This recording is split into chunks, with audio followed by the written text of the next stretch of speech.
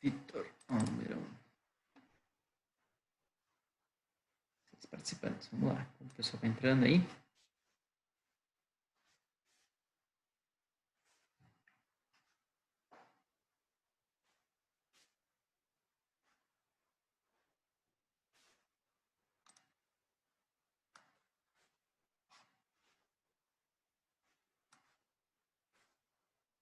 No chat aqui. Eita. Alt H. Diga, Emerson. Tem como explicar a escala daquele gráfico? Sim, vamos lá. Desse aqui. Aqui, então, a gente tem a deformação, tá? E esse aqui é a escala da deformação. Aqui a gente tem a velocidade de deformação, e aqui está o eixo da velocidade de deformação. Tá? E aqui a gente tem a velocidade, e aqui está o eixo das velocidades. Tá? Então, entra com uma velocidade 3, sai com uma velocidade 5. É isso? Show de bola. Aqui, até o Emerson estava me chamando no WhatsApp ali antes, a deformação, então, adimensional, e a velocidade de deformação, essa mesmo que a gente calcula aqui, tá? Que é aquela equação que eu mostrei antes. Olha só, eu tenho H em metro, X em metro, R em metro. Então, corta metro com metro, sobra metro embaixo, e a velocidade em metro por segundo. Então, corta metro. Essa velocidade de deformação, como ela é proveniente, tá? De dφ sobre dt, e dφ é adimensional, então sempre vai ser nada dividido por segundo. Ou seja, segundo na menos 1. Tá? Então eu sei que essa unidade é difícil de entender, mas pense assim, ó, ele está deformando, tá? Seria 120 deformações por segundo. Tá? Lembra que 1 de deformação é 100%. Tá? 100%. Então, tipo, uma velocidade de deformação assim é uma velocidade elevada. A velocidade de deformação, ela pula rápido de 0, alguma coisa para 100, para 1000, tá? Tranquilo, ela trabalha sempre em escala múltipla de 10. Aí. Bom, mas isso é bem teórico, tá, pessoal? Só para vocês terem uma ideia. O que vocês precisam entender, se você conhecer, vão precisar para calcular, vão precisar para a aula da prova, é a força ideal de laminação. Tá? A força ideal de laminação, ela faz essas considerações, tá? Material homogêneo, isotrópico, incompressível, contínuo, cilindros são rígidos, tá? Depois a gente vai falar um pouquinho mais sobre essa questão, por que a força ideal considera isso. O atrito não afeta o estado de tensões na área de contato. Tá? Então, aqui tem atrito, mas a gente não considera ele, tá? A princípio. A pressão média atuante na área de contato é equivalente à tensão média de escoamento entre a entrada e a saída. O que isso quer dizer? Que a nossa força ideal vai ser tensão vezes a área. Tudo isso só para dizer isso. Tensão ideal é a força ideal, perdão, tensão vezes área. Qual que é a tensão? É a tensão média para conformar meu material. Tá? KF médio, a tensão média para conformar meu material. Média entre a entrada e a saída. Tá? E a área vai ser a área que eu estou laminando. Tá? Qual que é a área que eu estou laminando? É esta área aqui. Tá? Esta área aqui. Ou seja, a largura. E aqui eu tenho o LD. Tá? Vamos voltar um pouquinho para quem não lembra o que é isso. LD é esse comprimento em milímetros, né? A zona que está sendo conformada. Tá? E eu falei aqui está B, né? A área do trapézio, porque ele entra numa largura e sai na outra largura, então a gente pega uma largura média. Ou, se vocês quiserem, aula passada sobre a área do trapézio, né? Seria esta área aqui. Ó. A nossa força ideal considera esta área do trapézio.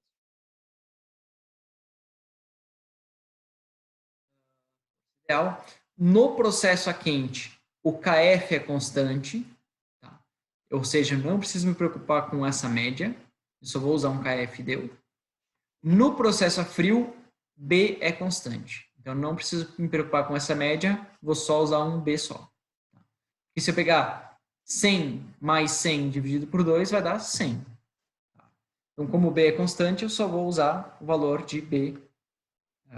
Não preciso fazer essa divisão. Então, essa fórmula ela vai ficar bem simplificada. Bem simplificada. Momento ideal é a força ideal vezes LD. Tá, pessoal? Vou mostrar aqui.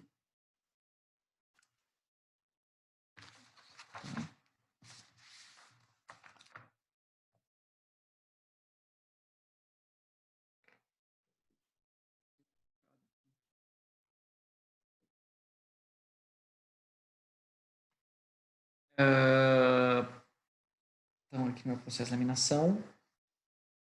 Entra no material. É conformado. Conformado. E sai uma outra espessura. H0. H1. Tá? Então, aqui eu tenho o meu tamanho, tá? Em milímetros, em metros, LD. Certo? E se eu projetar isso para frente, o que eu vou ver? Eu vou ver o meu material entrando numa certa largura e sofrendo um alargamento, tá? Para uma outra largura. Aqui eu vou ter o meu LT, B1 e aqui B0. Eu tenho a área do trapézio, que é base maior mais base menor sobre 2 vezes H, certo? No nosso caso vai ser base maior, B1, base menor, B0 sobre 2, e a nossa altura do trapézio, qual que é o trapézio? Esse trapézio aqui. A altura desse trapézio vai ser LD. Tá? Então, essa é a área que eu estou calculando. Tá, pessoal?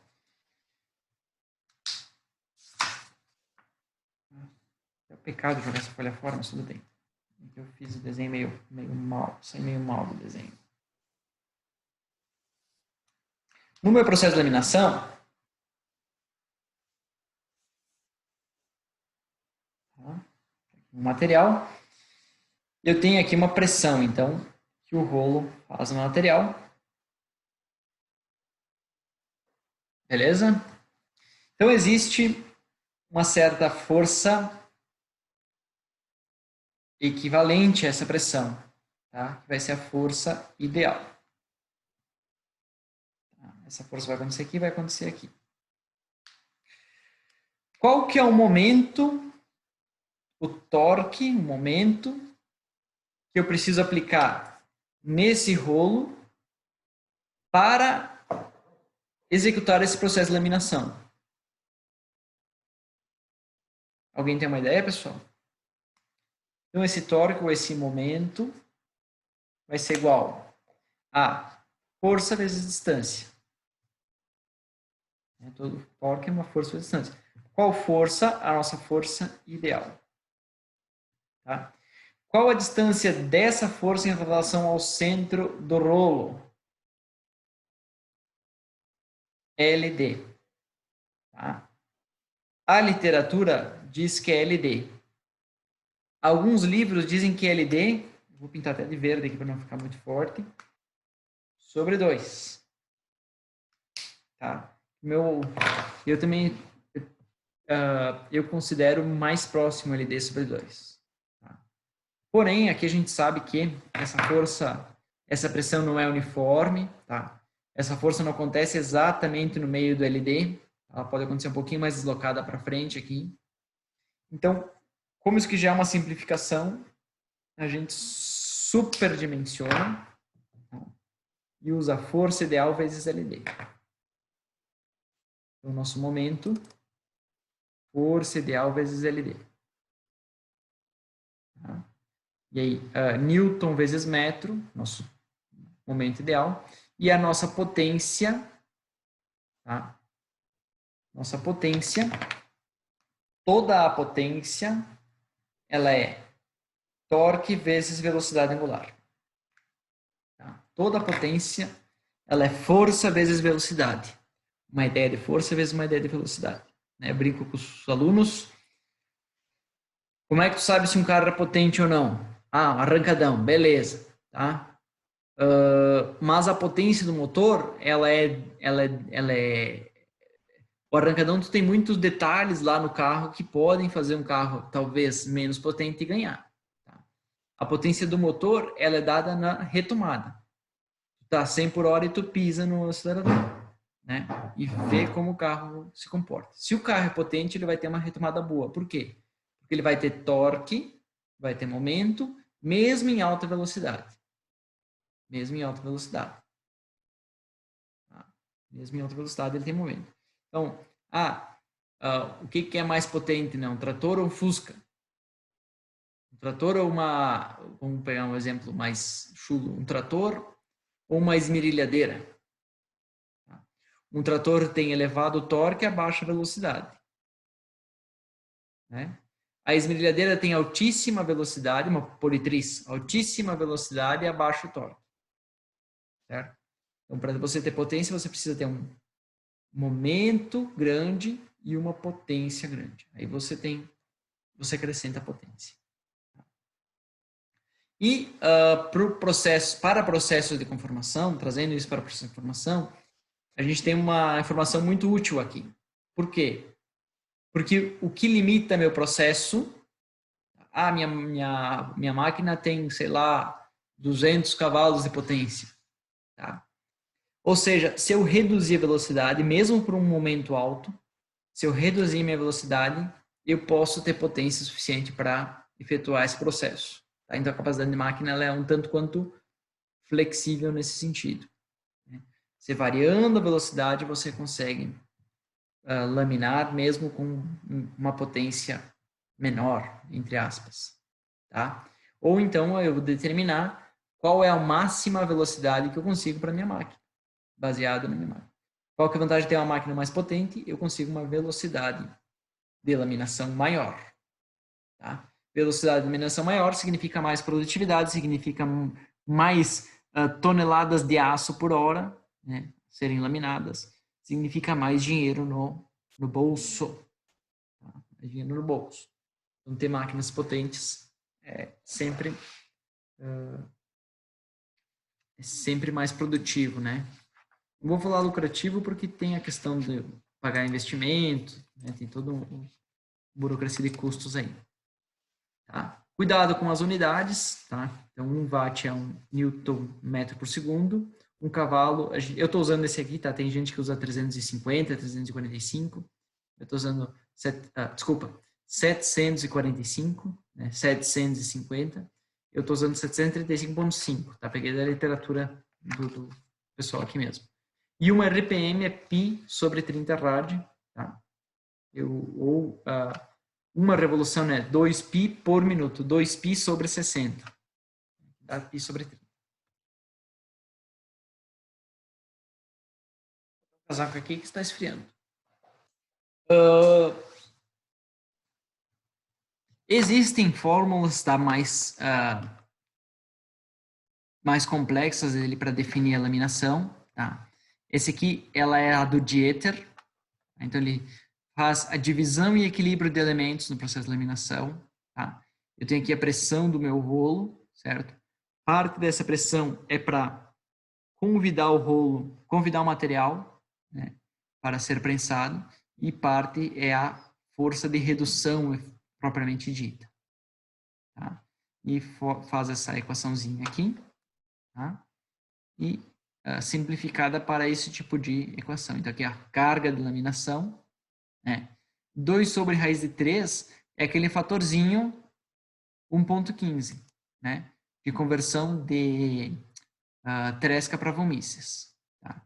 Esse símbolozinho aqui é o KF médio, certo? Esse aqui é o Q, ó, coeficiente de atrito, largura e a altura média. Tá? Coeficiente Q aqui. E aí eu tenho uma combinação de força ideal mais atrito. Essa equaçãozinha aqui vai dar o ideal mais o atrito, considerando o atrito da laminação.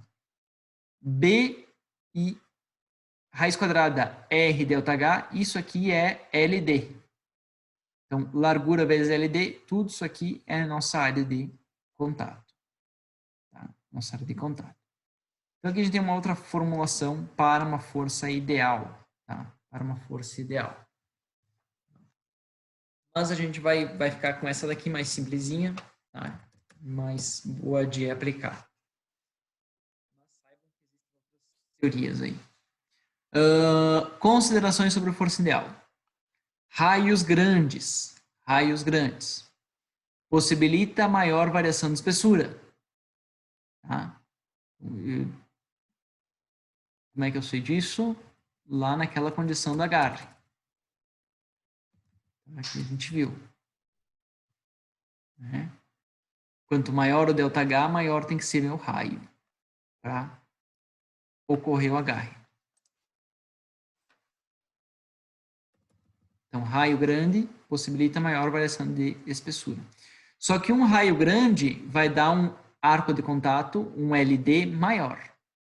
Tá? Ou seja, aumentando o LD, aumentando o LD, aumentando o LD, aumenta a minha força. Maior força para a deformação.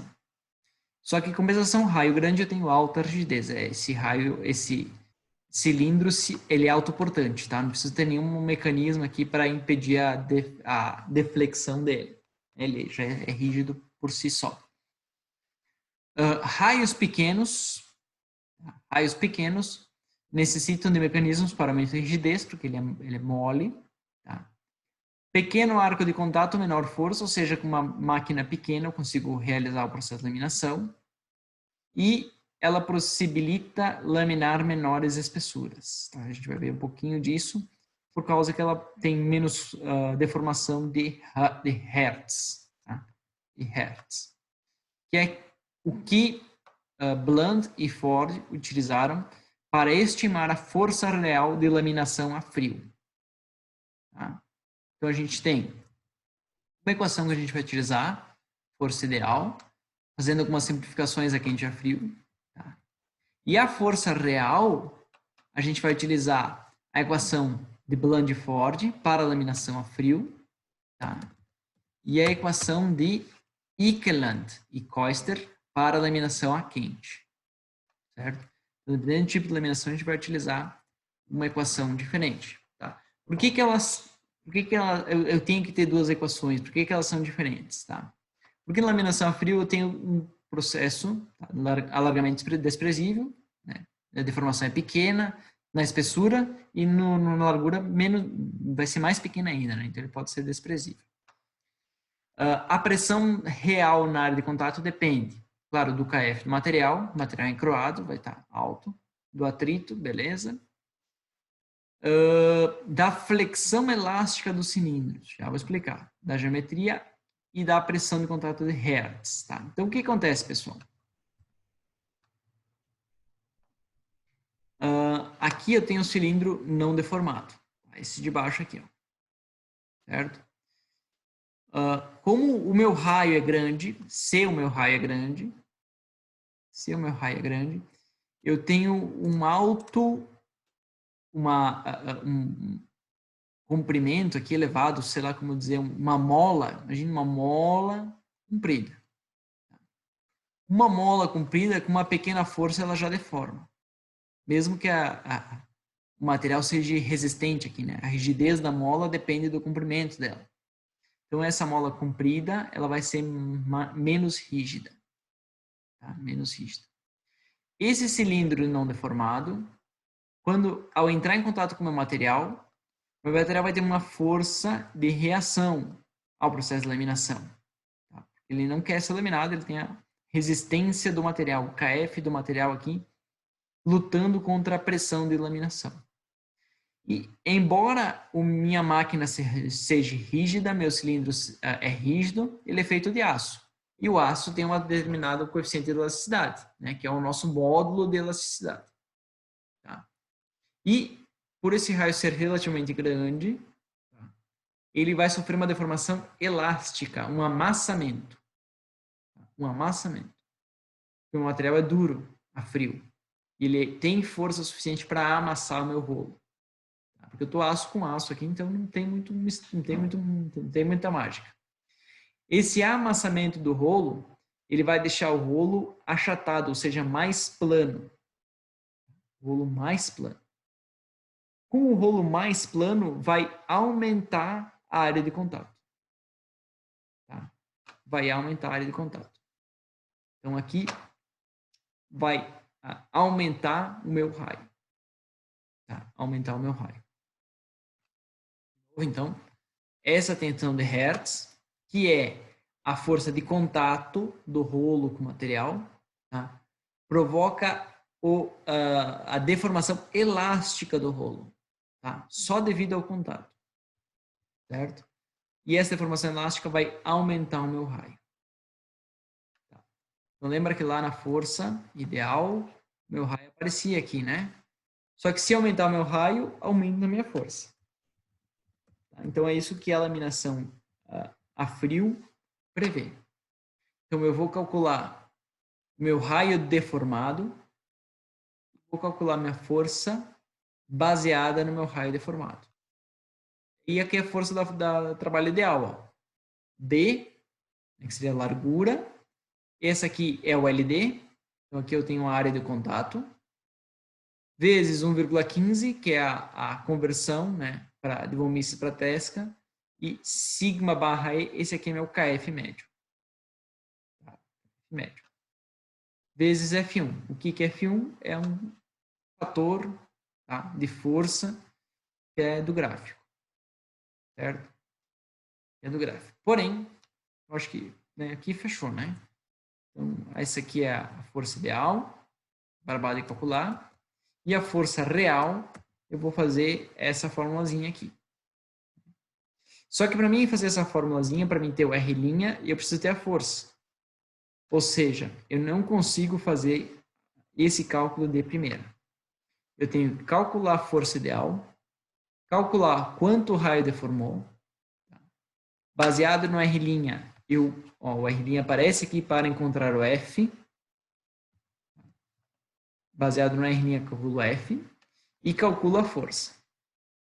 Se essa força é mais ou menos igual à força ideal, tá? O erro aceitável para processo industrial é 10%.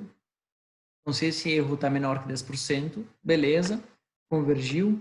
Essa força aqui de blando vai ser a força de laminação. Se esse erro for muito grande, tá? Significa que o meu raio, que eu calculei amassado pela força ideal, vai amassar mais ainda por essa força aqui. Então, recalculo o raio baseado nessa força, recalculo o F1, recalculo a força. Tá? Até você ter a convergência do valor, ou seja, o teu erro reduzir. Tá? Depois do intervalo a gente faz um exemplo desse aí também.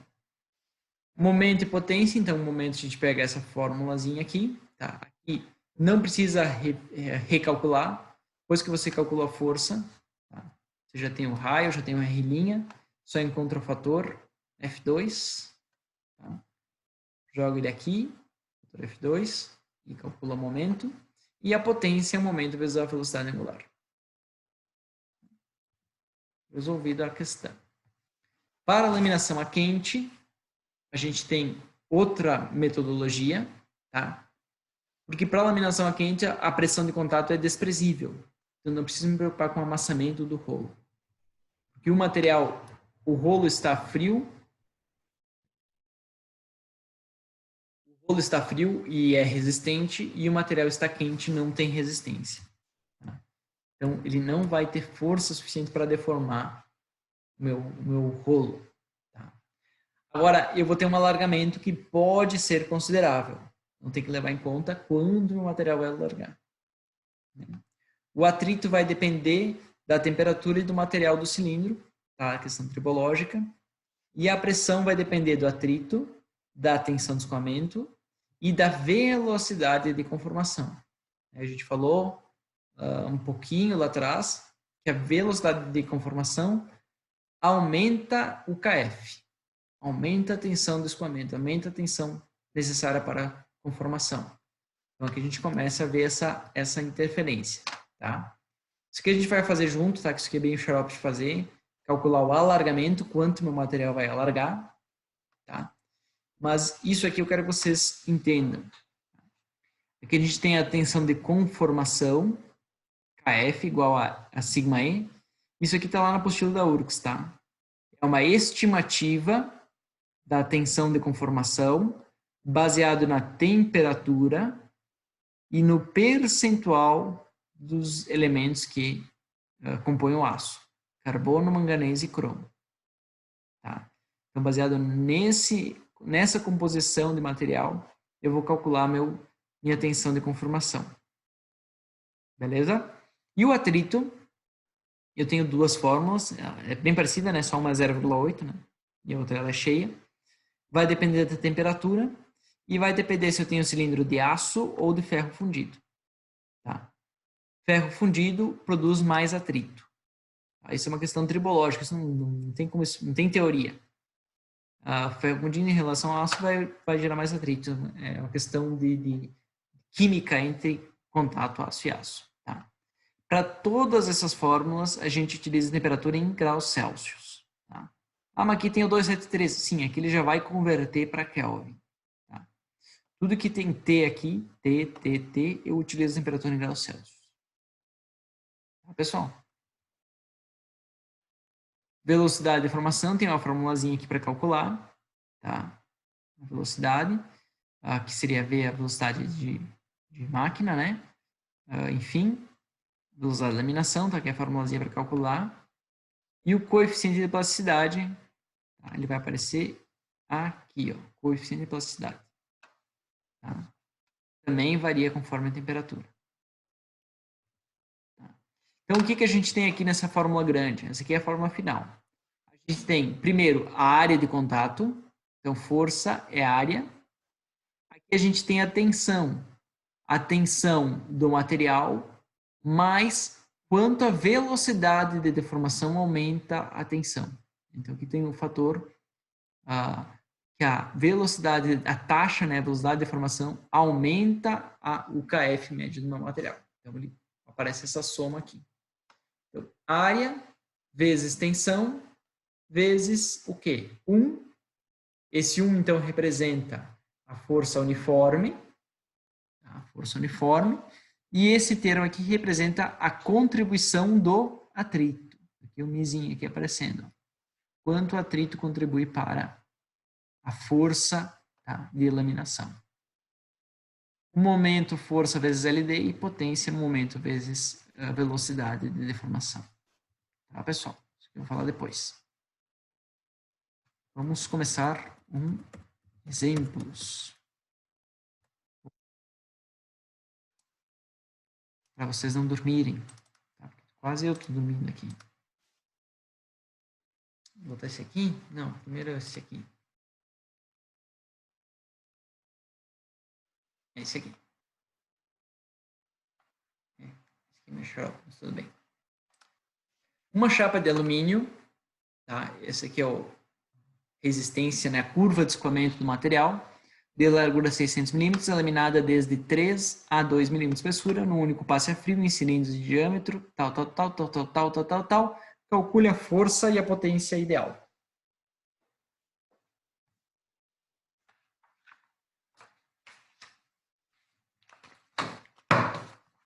Deixa eu botar aqui mesmo essas unidades, aqui já fica certo. Eu só vou jogar aqui para o meu desenho. 3 até 2. Tá? Largura é laminada frio, 600. Tá?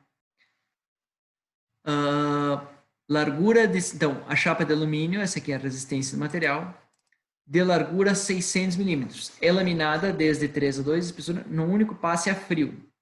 O que significa dizer que o passe é a frio? Que a largura, ela é... não me lembro. Eu vi que o professor falou em algum lugar isso. Eita, onde eu vou parar? Mas não me lembro o que acontece quando a laminação é frio. Tá? Onde é que está aqui? Aqui. Processo a frio, B é constante. Vê se alguém acertou aí, ó. Constante. Obrigado, Maurício. Bom saber que está prestando atenção aí, cara. B é constante. Tá. Então, aqui no meu exemplo, essa largura ela é constante. Ou seja, B inicial igual a B final. Constante. Num único passe a frio em cilindros de diâmetro 50% maior que o mínimo necessário. Tá? Esse ali eu vou chamar de S, que é o nosso coeficiente de segurança. Tá? 50% maior. Tá? Então, o meu S vai ser 1,5. Eu vou botar esse papel aqui, depois eu vou mostrar para vocês aí, para vocês acompanharem. Coeficiente de atrito 0,08. Tá? E o cilindro gira N igual a 120 RPM, rotações por minuto. Tá? Então, eu botei aqui esse processo de 3 até 2, a largura 600 constante, o S 50% maior que o mínimo necessário, ou seja, meu S vai ser de 1,5. Tá? Coeficiente entre 0,08 e a rotação. Tá?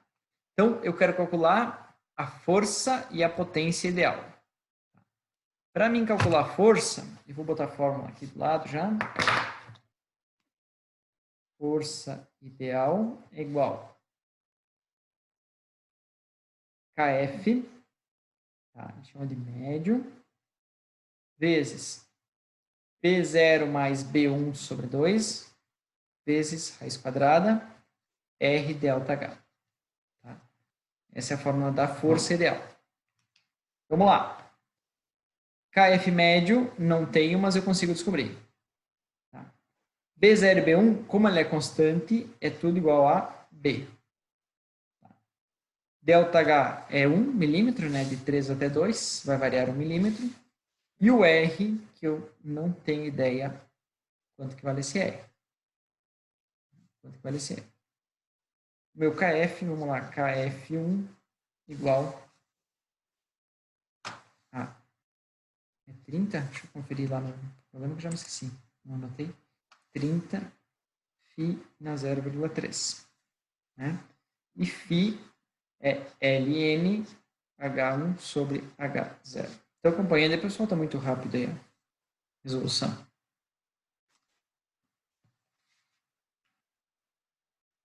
Tá? Eu tenho mais quanto tempo? 6 minutos.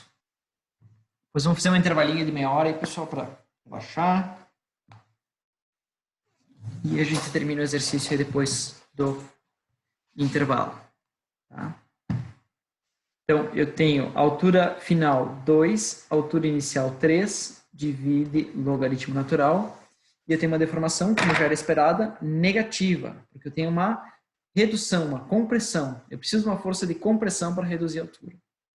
Menos 0,4055. Tá? E o meu KF, esse que eu tenho que transformar em positivo, ponto 3, eu nunca lembro se é assim, acho que é 30 vezes. O meu KF fica, então, 22,88 quilogramas força por milímetro quadrado. Tá? A apostila da URGS, que eu uso de referência para esse capítulo, usa muito essa unidade de quilograma força, tá, pessoal? Então, eu mantenho, a gente tem que aprender a lidar com isso também, não uso SI 100% do tempo, tá? Então, eu mantenho a literatura ali do que eles mandam. Se vocês quiserem já converter, 9,81 vezes 224 megapascal. Tá? Só multiplicar pela gravidade. Então, aqui está resolvido. Tá? O raio. Como é que eu calculo o raio? O raio, eu vou considerar a condição de agarre. Né? Qual que é o raio mínimo? S vezes o raio mínimo para ocorrer o agarre, para que o meu rolo convide meu material, tá? Deixa eu achar aqui a forma, convide meu material para dentro do processo, convide, né? Convide meu material, não, convide não, convide, chega de covid, vai ser essa fórmula de baixo aqui, S igual a delta H sobre seno ao quadrado, arco tangente de μ. Tá?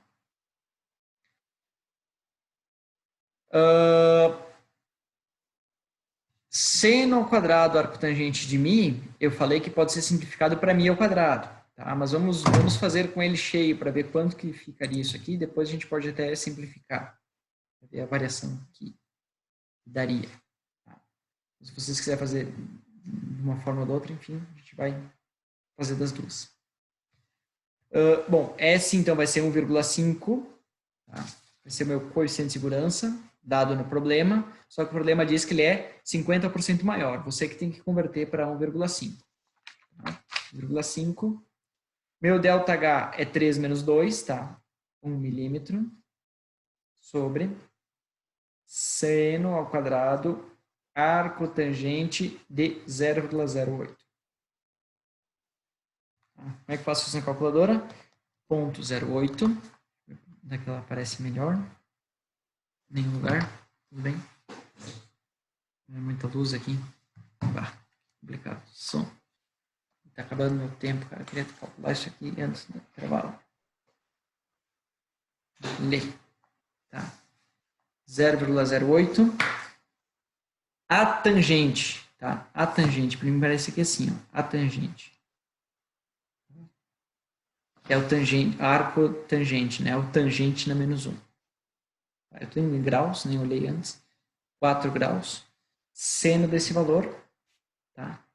E esse cara aqui, ó, 7,97 vezes 10 na menos 2. Ou seja, 0,0797. Muito próximo de 0,8. E elevando isso aqui ao quadrado, dá esse valor. 0,08 ao quadrado dá 64. Aqui 634, tá? Então dá muito próximo, tá, pessoal? Não precisa, se é menor que 0,1 o coeficiente de atrito, você pode fazer dessa maneira. Bom, isso aqui então dividido por 1,5 dividido. Então meu raio deu de raio mínimo, né, para execução desse processo, 236 milímetros.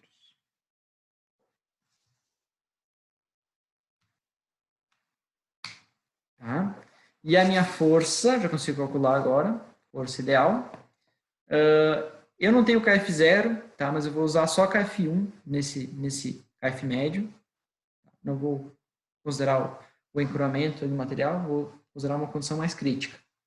Então, o raio vezes ΔH, que é 1 milímetro, tá? De 3 para 2, raiz quadrada. Esse valor. Vezes B, que é 600, lembra que é constante, 600 vezes, vai acabar o tempo, e o KF 22,88 vezes. Então, 210 toneladas para execução do processo. Usei milímetro e usei a tensão em quilograma-força por milímetro. Tá? Então, o resultado vai dar em quilograma-força 210 mil quilos, tá? 211. Então, 211 toneladas aí para efetuar o meu processo. Tá, pessoal? Vai acabar a reunião agora, um intervalinho aí de meia hora, 10 para as 9 a gente retorna. Tranquilo? Então, tomar um café, molhar a garganta, ir no banheiro, só de boa.